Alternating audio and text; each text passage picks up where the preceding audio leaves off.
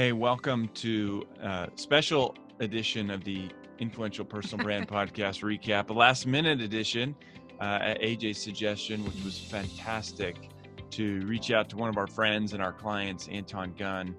One of my favorite interviews ever. I've done hundreds, maybe close to 1,000 podcast interviews. One of my favorite ever because of clearly just the time that we are in, which is just a tough time going on in the world right now. And I thought Anton had really just useful and profound ideas to share to at least to help me personally process some of the things that are going on, through the lens of a leader, through the lens of a Black man, But also through the lens of a personal brand. and specifically through the lens of a personal brand, which is what I think we want to make this debrief about, given that's the context of what the show is about and the context of what our brand is about. And for me, the first big takeaway, which was just sort of ironic, was where he talked about you have to be clear on the problem and clear on the solution. And I was like, gosh, that's so crazy. We talk about that as an exercise to take personal brands through. But he was saying, look, as a leader in civil rights and changing the world. And I loved what he shared about the Albert Einstein quote about how 95%. most people spend 95% of their time just trying to randomly solve the problem without first understanding the problem. And if you understand the problem first, then you can go to where the problem is and don't go to where the problem isn't. And of course, the context of the conversation was civil rights, but that is so powerful for leadership in general, and certainly relevant to, what is a personal brand all about? It's helping people get clear on what the real problem is, taking them to the source of the problem, and actually helping them see that the solution to most problems are very simple. And when he was talking about every city has a police chief, and every police chief answers to a mayor, and every mayor answers to voters, and just that kind of a clarity. And so I thought that was powerful for not only a great brand, but like, this is what we have to do, is get clear on the problem and the solution. Yeah. And I love it just because, with the Albert Einstein example of 95% on the problem, we see the exact same thing happen in personal brands all the time. They spend 95% on social media and building their website and building out their visual identity, and 5% on the strategy. And we're the opposite. We believe 95% needs to happen as the foundation. Oh, yeah. And the remainder is making it look good. Because if you have an incredible, solid foundation, you can build upon it. If you don't, you're like, well, this doesn't work.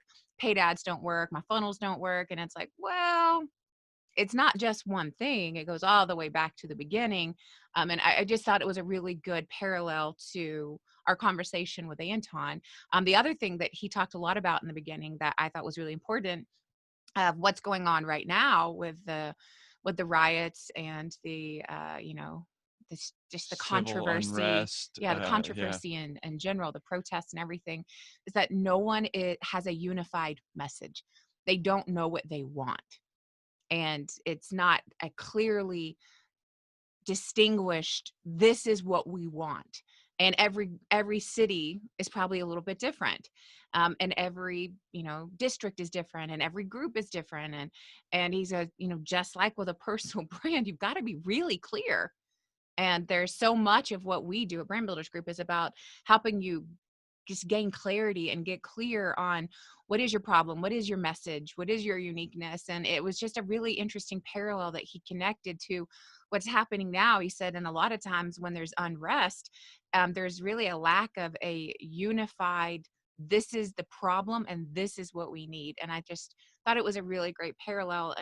So my second thing, and then I'll throw it back to you. And I loved this analogy that he gave about, and one of the things I really loved that Anton shared was about at the restaurant, the analogy about being at the restaurant. And if you've been waiting for 90 minutes and a couple comes in and they take your seat and there's some injustice there, like, I've been waiting 90 minutes.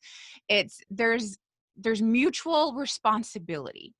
And on the one hand, it's the maitre d's responsibility to be like, no, they've been waiting. They had a reservation. Let me make sure that you're taken care of and you get the very next seat. But there's also a responsibility on the individual. And this was what was really important to me, is to acknowledge the injustice in the moment. Hmm. That sure, it's the restaurant owners, it's the hostess, it's the, maitre d', it's the server, but it's also the couple who sat down at the table of going, wait, were we catered to? Were we rushed in? Did we get ahead of somebody? And it's that self responsibility of taking a look around you to open your eyes and see what's happening and saying, you know what? That's not right. You can have my table. You've been waiting. And that was, I thought, just a really simple everyday example that on a very large magnification, and a very large scale, it's like, that's it's so much of what's happening right now. And just too, it's in the world of gaining influence and building a personal brand has a lot to do with how are you serving the people around you? And are you just like, what's in it for me? What's it going to do for me? How am I going to get ahead? How does this help me? Or are you really focused on your audience, your target market? Is it all about you or is it all about them? Hmm. And that's the parallel that I really gained from Like this. the self-awareness. It's that self awareness of, am I on social media for my own pride and ego? Or am I really on there to deliver value and content for my audience? Am I doing this just because it makes me feel good? Or am I doing it because I really care about the people around me? And that was just like a really interesting component of, we all have a mutual responsibility. And it's so much of it is self awareness. Yeah, I mean, I think that's interesting, is to go, am I the one wanting to be served? Am I the one Mm-hmm. wanting to be at the table, or am I the one just doing the right thing kind of for the world around me? Um, and I think, sort of connected to that, my second big takeaway, is somewhat related to that, was just his mindset of taking responsibility, taking control, and asserting your place. One of the things that I loved about what he said was, he said, I used to be a community organizer. I spent years holding politicians accountable for not doing the right thing. And then finally I got fed up with it. And I said, how about this? Why don't I just take your place? And that's what he did. And that's how he got into politics, and ultimately led him to the White House, working directly. And this isn't like he knew President Obama, like met him one time. This is like in his office a couple days every week. It's amazing, that level of influence Mm-hmm. that came to Anton from stepping up and saying, I'm going to do something about it, and I'm going to build influence. I'm going to take charge. I'm not going to say you do something about it. I'm going to do something about it. And I think that is the power. That's a great power of social media today, is that, you Yeah. know, it's not just the media that controls impression anymore. Like, we are all our own media channel. And I think that's a really, if there's a positive, if there's some positive in this, it's like, at least we're getting to see other sides of it. Damon John posted a thing this morning that I shared, which was a carousel of all of these positive images, and police officers marching with Yeah. protesters. Just like the Uh, images from Sam on our team. Sam on our team, Sam Fenor, who is, so to tell them who Sam is, because they probably don't. I mean, most of our clients probably haven't seen Sam. Yeah, so Sam is one of our new certified personal brand strategists. Mm-hmm. He's also a military veteran. He worked in the South Florida Police Department for years, and now he's one of the community liaisons that they pull in for extra support during times like this. And he was running. He also Oh, he's a owns. police officer. He's a He's a police police officer, officer. but he also owns a digital marketing agency. He Yeah. does all these amazing things. He's super creative, so he's got amazing skill sets. But he posted these amazing pictures yesterday where the police department had called him in South Florida, and I was like, "Is it crazy? Like, are you sure?" And he was like sending me pictures. He was like, "Listen, it's pictures of him hugging. The signs are about justice." He's black. Oh Just yeah, so that yeah. Sorry, he's a yeah, black man. that is an irrelevant fact, I Yeah, guess, in but this situation. to me, it's the media peddles so much fear, and there is plenty to be fearful of, generally speaking, without the media.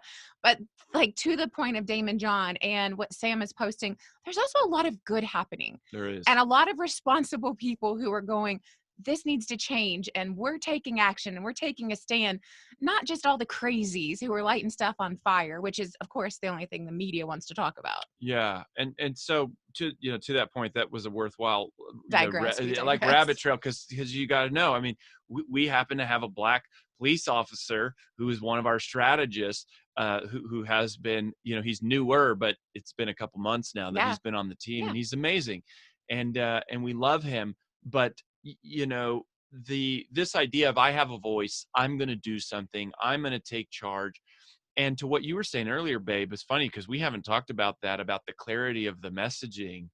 And when we were talking, I think that is a problem. Like, I hate to be like, I'm not trying to, say something negative or critique, but, if you say Black Lives Matter, I think a lot of people go, yeah, I agree, but it doesn't tell me what to do, which Hmm. is, in terms of messaging and marketing and effective marketing and influence, the reason we say is the message should be an instruction. It should be Hmm. a command. It should be an order. And I think a lot of uh, people in general, and white people and people of color, uh, Brown people.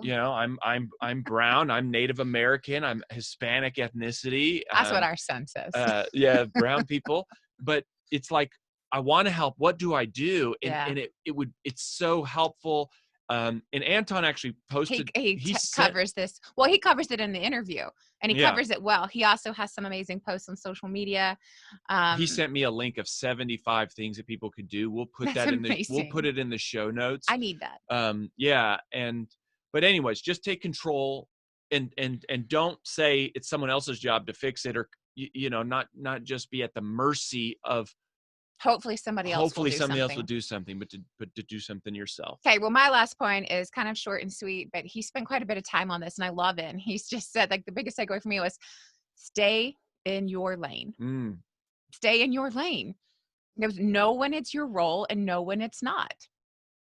And I think that's just so important in the context of what's happening in the world of like, what is it that I can do that makes sense for where I am and what I am capable of doing. And I just think as I relate that to a personal brand, it's one of the things that we see our clients struggle with all the time is they want to do all the things. mm.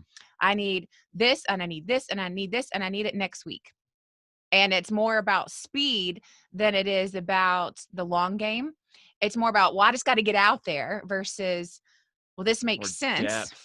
Yeah, And should be about it's depth. more about depth. And I think that's a big part of why we're so called for mission driven messengers. And there's nothing wrong with getting it done quickly.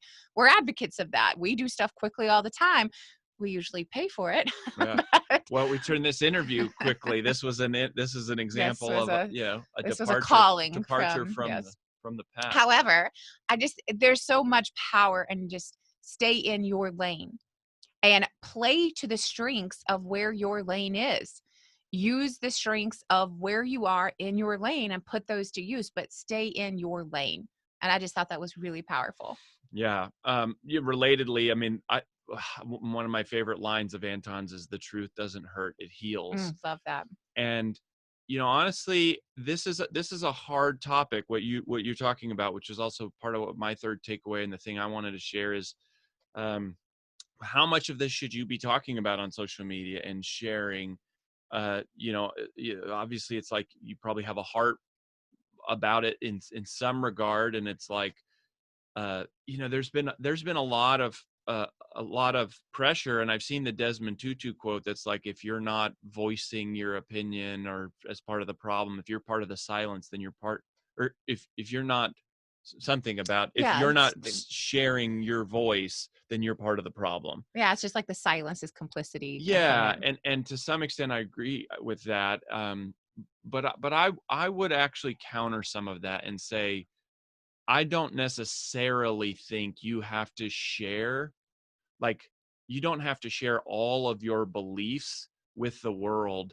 Just like the fact that you're silent about pornography or child molestation or poverty, or it doesn't mean you're condoning those things, but Yeah. I do believe what he said about, number one, you always have an opportunity to share through your lens. That's the power of a personal brand, is going, how can you talk about it through your lens? Our lens happens to be personal branding. I have some really deep thoughts and emotions about the whole experience, but it's like, it's clear to talk about it through the lens, where a lot of that is like, oh man, I've got all torn in all these different directions. Um, and I think the thing is, one, so you can talk about it through your lens, and number two, just, you have permission to just be honest. Yeah. And where he was saying, like, just be honest. Like, if you feel compelled to share, Do it. share.